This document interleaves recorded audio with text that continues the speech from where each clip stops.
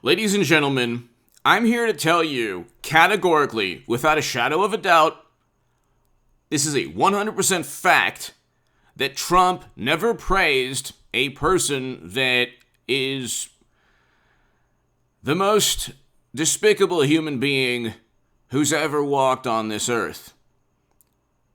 If you want to say one of the most, fine. To me, he's the most despicable, the most evil human being who's ever walked on this earth. CNN, Trump allegedly praised as doing a lot of good things, new book claims. Why would you care about what gossip and hearsay, which is certainly false, is claimed? Why would you care about what gossip and hearsay is written about in a new book? The book is a public relations stunt, just like every book written about Trump. If you don't like Trump, fine. But this is not journalism. CNBC, Trump praised to Chief of Staff John Kelly during Europe trip. No, he didn't. No, he didn't. Do you think that okay, The Atlantic, Trump disparaged fallen Americans. How do you know? Because The Atlantic said it had a source. Every time that a source, or that, like, for example, the Washington Post has to prove that Trump actually was quoted to have stated something, they have to retract their claims. So Trump did not state the things the Washington Post stated a couple weeks back. So this new book is yet again another, author Michael Bender reports, remark shocked John Kelly, author Michael Bender reports. How do you know this? You can't disprove a negative, and you certainly can't make a claim based on gossip, hearsay, and mean-spirited innuendo, or, like, you cannot make a claim about someone based on gossip, or based on hearsay, or based on what somebody said, what is alleged that somebody said, or what somebody is said to have stated, or alleged to have stated. This is a basic concept in life. They despise Trump so much that things that you learn in kindergarten, things that you learn in life at an early age, don't spread hearsay or gossip about somebody. This is like a backbone of society, all societies, okay? Hit subscribe to this channel right now.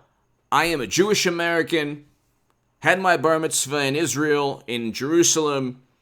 I take my cultural background very seriously. I wrote numerous op-eds in the Jerusalem Post defending President Trump, and also explaining, for example, how AOC made the most distorted historical and revisionist historical claims that were actually refuted by Yad Vashem in Jerusalem. You can read my Jerusalem Post op-ed on hagoodman.com. I have numerous Jerusalem Post op-eds and numerous articles also in the Times of Israel. And what they need to do, and they do this with my cultural background, they might do this with your cultural background. President Trump got a greater percentage of the non-white vote in 2020 than in 2016. This is a fact. President Trump got a greater percentage of the LGBTQ vote. This is a fact. President Trump, by one estimate, got a greater percentage of the Jewish vote, Jewish American vote, in 2020. Okay. Hit subscribe to this channel, because if you want my perspective as a Jewish American, there's no greater president for people of my cultural background around the world. He was the first president, or the only president ever, to truly, even Bernie Sanders voted to move the embassy to Jerusalem. This is, like, on the left, the biggest catastrophe of all time. You don't do that if you are an anti-Semitic person. Meanwhile, Democrats have Democrats have quotes that we can all look at that is actually true anti-Semitism. But you don't do that if you have a bias or any type of negative feelings towards the Jewish people. Recognize the Golan as Israel's. And yes, these are things that Jewish Americans care about. Generally, people of my cultural background care about Israel. On the left and in American society or political life, there's this view that, it's like I can't really talk about, you can't talk about anything nowadays, but mainly because of the left or Democrats, because the truth is like the worst, it's like their kryptonite. President Trump signed an executive order combating anti-Semitism on college campuses. You cannot make certain absurd analogies, okay, explaining what's taking place in that region of the world. You can't distort history. You can't utilize the history of the 1930s, what the 1930s and 1940s Germans did, which Trump is said to have, in a book, praised their leader, which is a complete lie. That's the big lie of today. Let's just look at this man. President Trump signed an executive order combating anti-Semitism. He was the first president, I believe, to pray at the Kotel, which is the Western Wall. He moved the embassy to Jerusalem, which is something that every Orthodox person of my faith wants or appreciates. Recognize the Golan Heights as Israel's. You might say, well, what does that have to do with praising you-know-who, the most despicable man who's ever lived? It has a lot to do with that, or has a lot to do with that being absurd. It has a lot to do with proving that is a libelous claim. But then again, this is like 8th grade. This is like American political life has turned into a dysfunctional 7th grade class.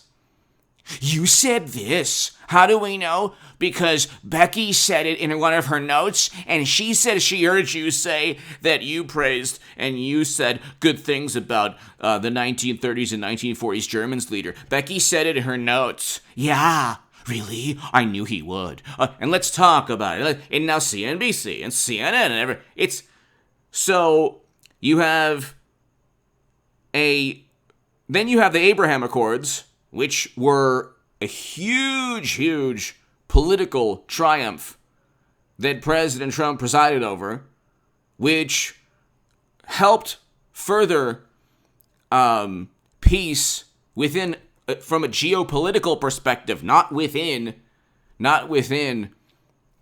certain regions next to Israel, but you have the Abraham Accords. You have moving the embassy to Jerusalem. You have recognizing the Golans as Israel's. You have signing an executive order combating anti-Semitism on college campuses, which is running rampant. Okay.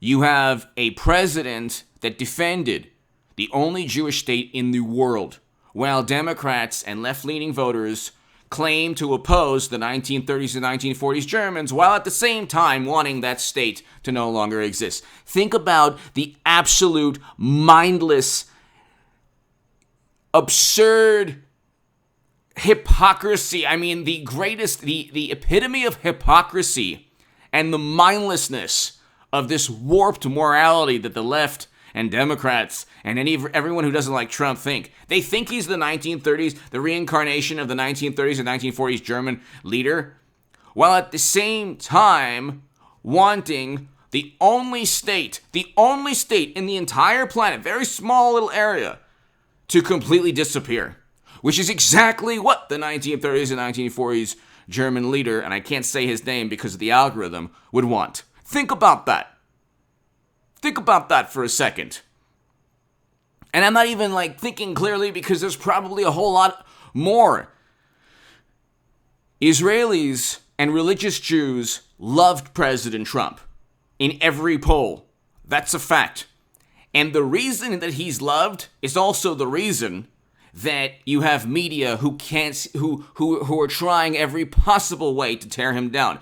For my African American and black viewers, especially watching, Democrats do the same thing to distort my history, the suffering that my people have gone through. They do the same thing to distort historical suffering, utilizing the suffering that my people have gone through as in the same manner that they utilize the suffering of in terms of within African American and black history in this country. Democrats will look and they'll say, here's a historical time period, good versus evil. Trump falls into the evil part. And they will twist and they'll ignore if Biden says you ain't who you are if you don't vote for him. And they'll ignore if Democrats say certain things that are overtly prejudice against a certain religion. Anyway, I can go on forever, but it's like I have to kind of watch what I say, so hit subscribe right now. Trump never said that. He never praised anybody that he shouldn't have, that he never praised the 1930s and 1940s Germans, the German leader. It never happened because it's so absurd. And his Ivanka Trump is Jewish, married Jared Kushner, so that alone should show. And then you hear, oh, you don't have to be. It's like, oh, here we go. It's just basic logic. You can't, if you try to communicate basic logic to a liberal Democrat who feels that he or she is morally superior and just has utter contempt for Trump, it's like trying to explain physics to an amoeba. It doesn't work.